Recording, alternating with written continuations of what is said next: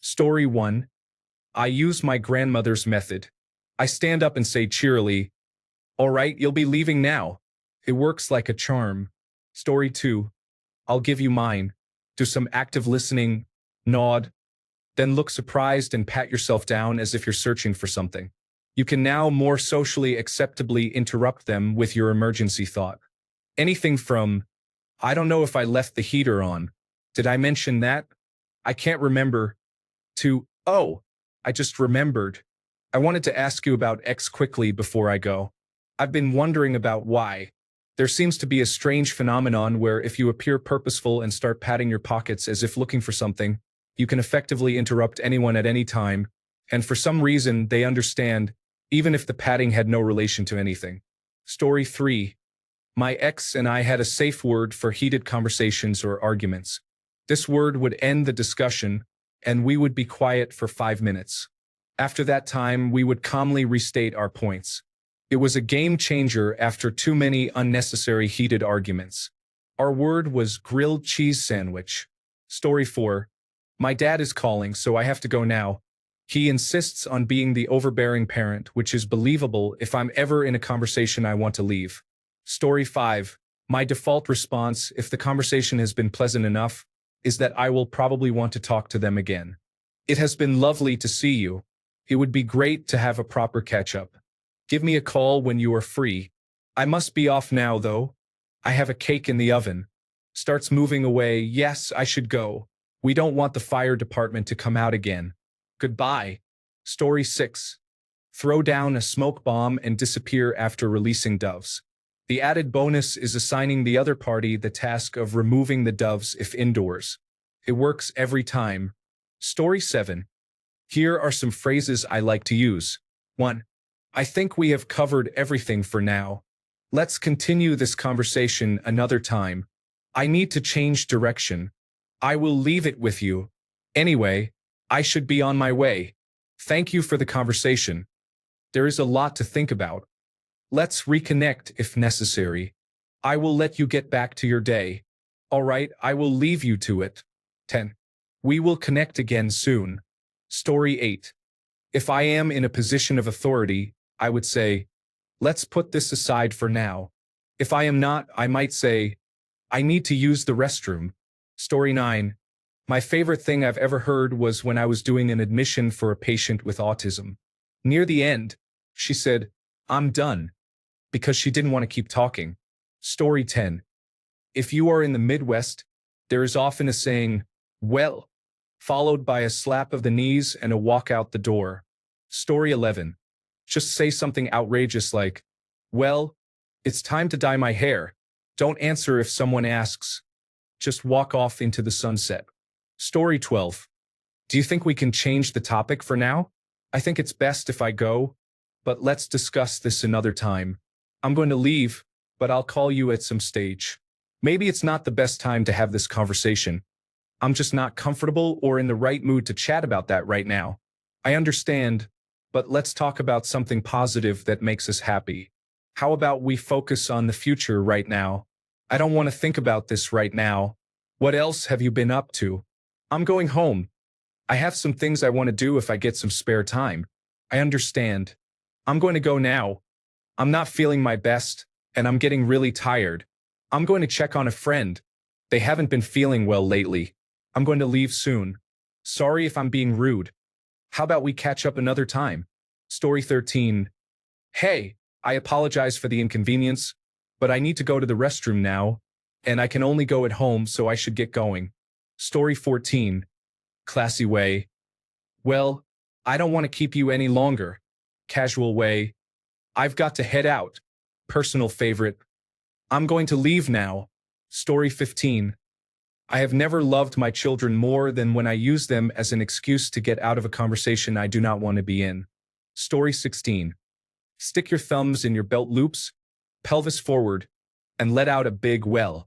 Then engage in a side quest conversation while slowly moving towards the exit. Story 17. Why not just be honest? If it is awkward, then do it loudly and monotonously. It will still be awkward, but they will assume you are different and just let it slide. I mean, it works for me. Just say in a loud but non-emotional tone, I do not want to be here right now, so I am leaving, and leave. It does help that I am different, but I still feel everyone should have the ability to just be honest and leave. Story 18. You need to ask this question on the Ask Ireland subreddit. It's kind of a national sport. We also have something called an Irish goodbye, similar to a French leave. Story 19. In Finland, you would just say no, but let's see, or yes, but let's get back to the matter. The real danger is that in Finland, the conversation usually continues for an unspecified time until the other party leaves or dies. Story 20. When my mom was on the phone with someone and she didn't want to talk anymore, she gave us kids a sign to ring the doorbell. Story 21. I have to return some videotapes. Story 22. Mastering the art of, I don't feel like continuing this conversation, but it's always nice talking with you, is quite pleasant. Story 23. It depends greatly on the context of the conversation. Is it with a friend, an enemy, at a party, or in a work setting? Is it polite conversation or an argument? In a friendly situation, I would suggest a gentle exit with some polite excuses, such as saying I have a lot to do at home or that it seems like the right time to leave. If the conversation is negative or I don't like the person, I would simply turn on my heel and walk away if I choose to. Story 24. I start slowly walking away until they get the point because they are yelling the conversation through a wall or up some stairs. Story 25. A friend of mine usually says, I am far too intelligent to continue a conversation at this level, and then walks away. Story 26. I have a friend who says, sounds good. However, he stretches it out like this, sounds good. It works, and my husband and I now use it too. Story 27. Depends on the context. Let's agree to disagree is more diplomatic. Don't you have anything better to do? Is more confrontational. Pivoting to another subject can be aggressive, optional gaslighting can occur, and it may be done abruptly with an unrelated topic. Story 28. I am walking over there now before anything escalates. This works well when the conversation is calm and somewhat dull. Confuses people greatly. Story 29. You can use the classic laugh and walk away combination. Just wait until they say something funny, then leave while you are laughing. It works better if you were engaged in an activity while talking. Here is an instructional documentary on its implementation. Story 30. Say, hold that thought until I come back from the restroom. Get up and leave, then do not return. Story 31. Wait for the break or golden opportunity to speak and say, I'm sorry, but I have to go. Take care, and I'll talk to you later. Story 32. I hate to leave you so soon, but I have somewhere I need to be. I stand up, start walking by the shoes and say, thank you for having me. I had a great time. Story 33. I'm driving into a tunnel. The reception is really poor, and I can't understand you. I will call back later when I have time. Then I will stand up and leave the room. Story 34. You have made some interesting points, and I need to think about them. Can we talk about this again later? Story 35. If it's a good, casual conversation, when it's my turn to speak, I usually start with, let me say this last thing, then I have to run, but it's been great chatting. For sensitive conversations, especially when things get heated, I might say, I respect your view on this, but I would like to wrap up the conversation if you don't mind. I'm happy to continue this discussion in the future if you'd like. In my leadership role, I coach, develop, and train many people. I also handle challenges when things go wrong and strive to make things right with employees, vendors, and clients. I have learned from mentors how to navigate these situations and be flexible, especially when conversations need to conclude. I always try to remember, it's not what you say, it's how you say it, and more importantly, how you make others feel. Story 36. I always say that at least the weather is nice no matter what the conditions are or what we were discussing. I repeat it until they understand. Then, when it happens again and I say it, they know. Story 37. I don't want to talk to you anymore. You empty-headed animal food trough wiper. I fart in your general direction. Your mother was a hamster, and your father smelled of elderberries. Story 38. When I was younger, I would grab my 2 black gear bags from my truck, walk up to my friend, hand him one, and say we have to go now. Then we would just disappear. It made a lot of people wonder what just happened. Story 39. In Japan, you ask if they want some akazuke soup. It's a set phrase that means, get out. You've overstayed your welcome. However, I don't know if you could use it in an average conversation. Story 40. Excuse me, continuing this conversation requires a level of ignorance that I no longer feel capable of. Story 41.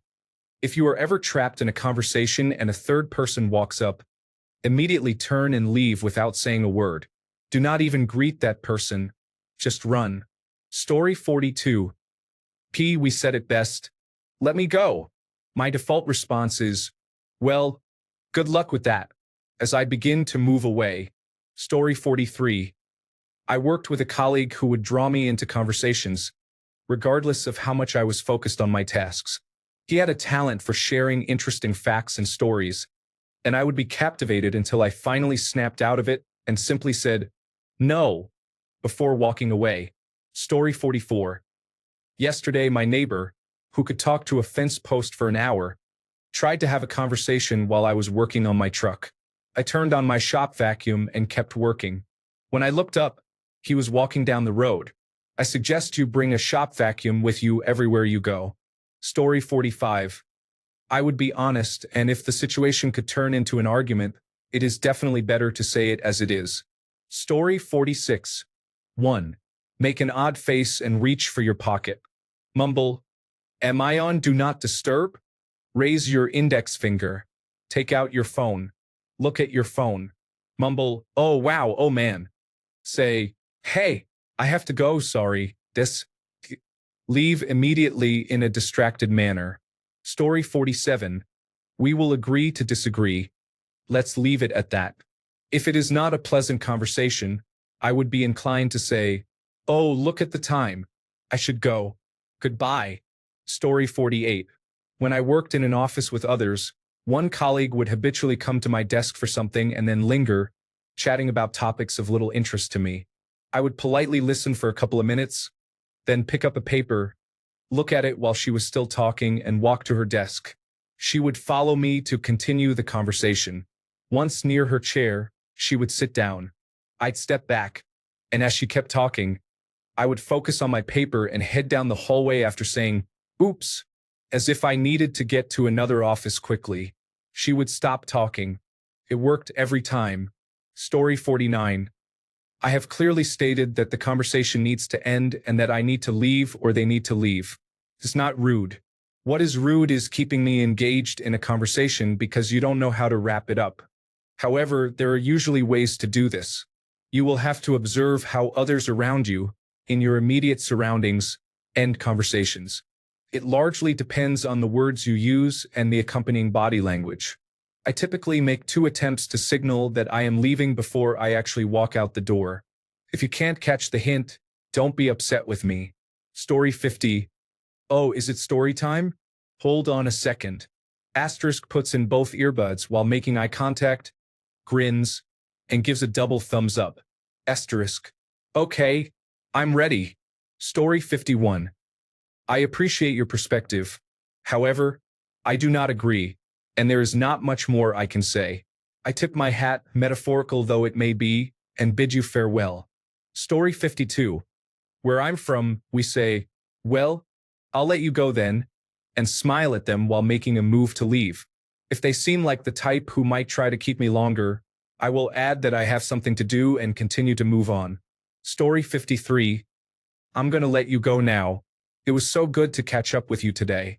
Story 54. My child points behind me and says, oh look. As I turn, they shout, it's a convenient badger, and run away. This could work in many situations. Story 55. Take off your sock and hand it to the person while looking into their eyes. Then get up and leave. It works every time. Story 56. I begin every conversation with chronic overtalkers by saying, you have my attention for 5 minutes? Or before we start, I am 10 minutes from home, so I'll need to end the call then. Or I have another call at 1. I establish early on that the conversation will have a definitive endpoint. Story 57. To do it rudely, I have to return my videotapes to the rental store. To do it nicely, thank you for your time, then leave. To do it with a true friend, goodbye. Story 58. As the replies indicate, it really depends on the context. Is it a friend, an employee, an employer, or a stranger at the bus stop? Did you initiate the conversation or did they? In general, I prefer honesty and a hand gesture to indicate that I am now changing gears, not just speaking words. Story 59. Act like you just missed an urgent call. Say just a sec and start talking on the phone. End the call and mention that you'll be reaching out in 5 minutes. Story 60. In Ireland, we often take a moment and say, "Are you sure you know yourself?" to pivot the conversation or change the topic. Story 61. Drop something if it's a face-to-face conversation. The focus will switch, creating a natural break in the conversation. Follow it up with a statement about how you have to get going or use the bathroom. If it's a phone conversation, ring your own doorbell and say that your neighbor is at the door. Story 62. Pretend that you have an incoming call on your phone and say, "Excuse me, I really need to take this." Story 63. You have provided me with a lot to consider. I will take time to reflect on this. Thank you for discussing it with me. Story 64. Oh no, I forgot to turn off the stove. If it rains, I need to remember to bring in the clothes or close the windows. Story 65. Well, I don't want to take more of your time. In reality, it was the other person taking my time. I find it very effective and tactful. Story 66. Say, "Away with you. You fail to amuse me. I have used this and achieved great success." It works best if you accompany it with a small, dismissive wave. First, you will notice a stunned expression, followed by an annoyed reaction, but the conversation will cease. Story 67. To leave, I just start walking away as I finish a sentence to show that I am leaving now. To avoid going in circles about a topic, I try to redirect the conversation. Instead of complaining about homelessness and avoiding another argument, let's discuss the lack of transparency and accountability in government spending that does not help improve these issues. We can steer the conversation toward the park down the road and how it needs a new baseball backstop. We can talk about how enjoyable baseball is to play, but how boring it can be to watch. Story 68. If it's on the phone or in person, I try to bring up the first topic mentioned in the conversation, summarize my response, and mention that I have something to do, at least at work. Story 69. Say something that doesn't really make sense or follow from the current conversation. Use the awkward pause as an opportunity to conclude. Story 70. If you're on the phone, say, "Hey, let me call you right back." Then hang up and go about your business. In person, say, "Look at the time, I have to go." Story 71. Cool. It's been really nice to catch up. If they said something rude or offensive, well, that's an interesting take. Anyway, Story 72. I read a helpful workplace life hack a few years ago that works well for me. If someone is at my desk and I want to end the conversation, I grab a coffee mug and walk them back to their desk. There is no need to verbally acknowledge it. They simply sit down because our brains are wired to do that. Story 73. I cannot express in words the need to get away from you right now. I tried my screensaver, but you broke it. Story 74. If I find myself cornered by someone eager to give a monologue at a party, I will pretend to see someone I know behind them and say, "Oh, hey." Then I will say, "Sorry, excuse me," as I enthusiastically walk away, ideally out of the room, so the person speaking does not realize there was actually no one there. Story 75. I set an alarm on my phone that will go off in about 10 to 20 seconds, and I will answer it pretending it is a phone call. Story 76. A friend of mine called me veterinary because my way of ending conversations is to say, "Okay, I won't continue taking your time. You must have many things to do." Then I read Discworld, and I understood. Story 77. My lifelong buddy and I are on opposite sides of the political spectrum, and to end the conversation, I said I love women. Story 78. I want to be respectful of everyone's time, so I will briefly recap and then end the call. Story 79. Do you want to leave? Or would you like to stay and discuss something else? Most of these comments assume you want to leave, but if you don't, you can say, well, anyway, and then make an unrelated remark or comment to change the subject. For example, if they are discussing their support for a certain political figure and you would rather not talk about politics, you can wait for a pause and say, well, anyway, I was at the mall last week and they opened a new store. Have you been there? Story 80. I think more than knowing what to say is knowing when to say it. Don't respond after you have said your last word. Instead, wait until the other person has finished speaking. Then simply say, okay, let's change the conversation, and ask something else. Story 81. Due to time constraints, we will need to table this matter and revisit it later. I will send you a meeting invite on Outlook as soon as I identify an available time slot to continue our discussions. I have other business to attend to at this moment and will need to excuse myself. Thank you for your time, and I hope we can make progress on this issue during our next scheduled meeting. Story 82. This is one of the few times movies taught me something valuable. Chevy Chase's character in Caddyshack, Ty Webb, looks at his bare wrist as if he is looking at an invisible watch. He then says, well, this has been fun. Looks like I have a thing. He then just walks away. Story 83. True story. My ex-father-in-law would get up, walk away, and put on his pajamas. He would then come back and say, I'm going to bed now. Make sure you lock up when you leave. That's why Christmas Eve festivities ended at 7:45 p.m. Thanks a bunch for sticking around till the end of the video. Remember to subscribe, and until next time, stay awesome and goodbye.